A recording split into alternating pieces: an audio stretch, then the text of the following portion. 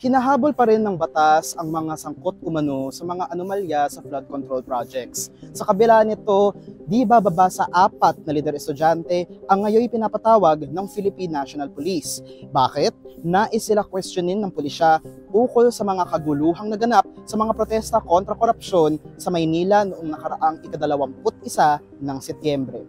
Ang mga kabataang pinapatawag ng pulisya ay sina Aldrin Quezone ng De La Salle University College of St. Benilde, sina Jacob Baluyot at Tiffany Brillante ng Polytechnic University of the Philippines at si Joaquin Buenaflor ng University of the Philippines. Si Quezone ay tagapagsalita ng grupong kabataan kontra korupsyon, si Baluyot naman ay kawaksing patnugot ng Dakatalis, ang opisyal na pahayagang pangkampus ng PUP.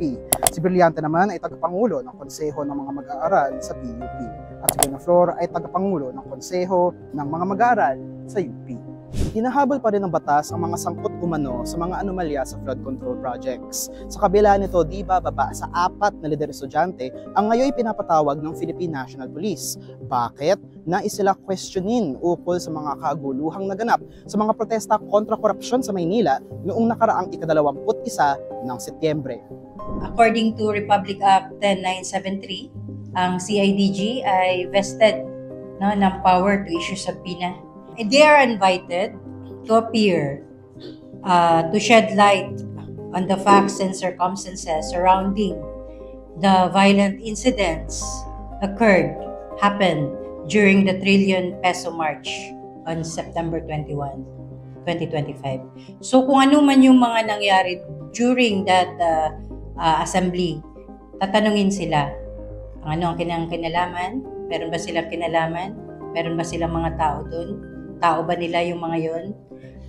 Yan lang po. The facts and circumstances po ng mga violent na incidents na nangyari. Yun lang po yung kanilang sasagutin.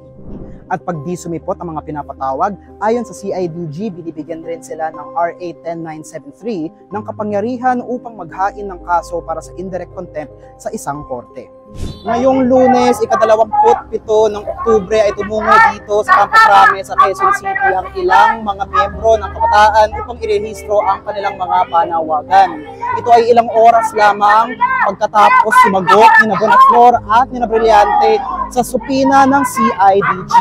Mariin natin kinukundina yung ganitong atake laban sa mga kabataan ng mga kapulisan dahil imbes na mga korap at tiwali sa gobyerno at mga kontraktor na kasabwat nila ang inaaresto at ang pinapanagot ng kapulisan, ang inaatake nila at ang iniintimida nila ay mga kabataang tulad natin. Kaya kung nakikinig man ang PNP CIDG at si Marcos Jr. mismo sa panawagan ng mga kabataan nitong mga nakaraan at ngayong araw, hinahamon natin si Marcos Jr. na ilaan ang pondo ng mamamayan para panagutin ang mga korap na nagnanakaw sa ating gobyerno imbes na padala ng mga sabtina at labagin ang karapatan ng mga kabataan sa ating bansa. Gayun din kinundina nila Quezone, Baluyot at Buenaflor ang paghain sa kanila ng supina bilang isang uri ng harassment o di kaya ng pananakot umano sa mga lider at mamamahayag estudyante.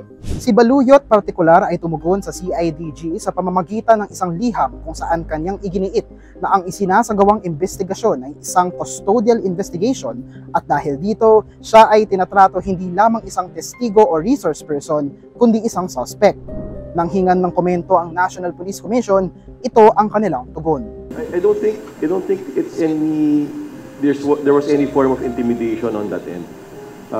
We all saw what happened those September 21. It was a peaceful assembly turned into a violent assembly, from a rally to a riot, di ba? So kung kailangan imbestigahan ng Philippine National Police yun, then the Philippine National Police should investigate as they must investigate. So hindi naman porket nag-imbestiga, meron namang pag-clamp down sa ating mga kasama sa media. Kaya naman, ito ang hamon ni Buenaflor sa pambansang pulisya. Patunayan natin yung mantra natin na to serve and protect the Filipino people. Hindi po to serve and protect yung mga kurakot, yung mga korap, yung mga nagaharing uri sa ating bansa. Kasama kaming mga kabataan sa dapat na pinoprotektahan ninyo. Pero bakit nakakalimot tayo sa kung ano dapat ang misyon natin, sa kung ano ang tungkulin natin? Muli, kinukondena natin at i-register natin na hindi tayo natatakot sa mga ganitong atake sa mga kabataan na rightfully lumalaban sa ating sa korupsyon na nangyayari sa ating lipunan. Patuloy pa rin ang protesta ng mga kabataan at ng iba't iba pang mga sektor kontra korupsyon. Inanunsyo ng Trillion Peso March na sila ay magsasagawa ng mga pagkilos kada Biyernes hanggang sa inaasahang mas malawakang demonstrasyon sa darating na ika-30 ng Nobyembre, ang anibersaryo ng kaarawan ng bayaning si Andres Bonifacio.